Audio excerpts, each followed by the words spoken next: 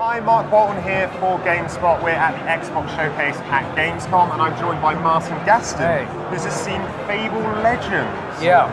Tell us about Fable Legends, just announced right here. Now, this is one of those games, they announced it just over there with a CG trailer, which is difficult, and they also announced it with absolutely no information on basically what it was. So I went into a demo where they showed the game running. It's on Unreal Engine 4. Really? Yeah.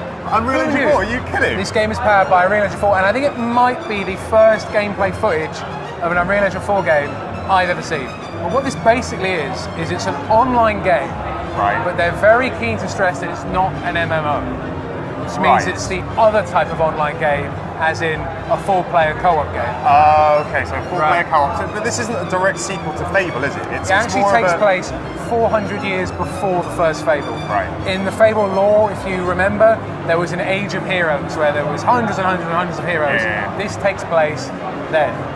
Okay. Yeah. Right.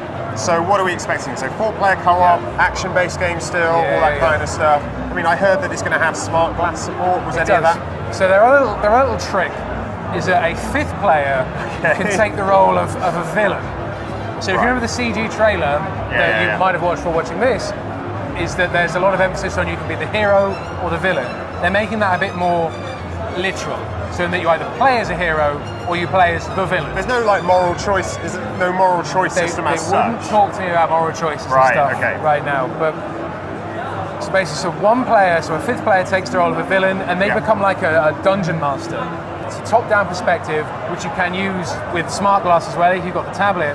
But basically, the way it works is that the villain looks down the whole level, and he can set monsters to attack, he can set traps, he can set up ambushes, he can tell the monsters which of the 4 heroes to attack. So it becomes more sort of, I guess that's kind of more tabletop RPG, so there's a sense of that to it. And I mean, what was your impression then? I mean, you only had a very brief look, but you kind of excited by this? It could work, I mean, you're obviously going to be a bit skeptical when you're used to a series being one type of game, and then something comes out and they've changed quite a lot of it.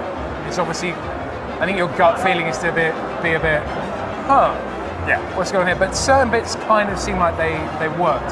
The heroes combine and stuff. It's not like physically combined, but the mage in this demo had this sort of frosty spell that froze enemies, and then the other player, the archer, could shoot enemies. So I mean, that's a bit basic, but you could kind of see that stuff working, possibly.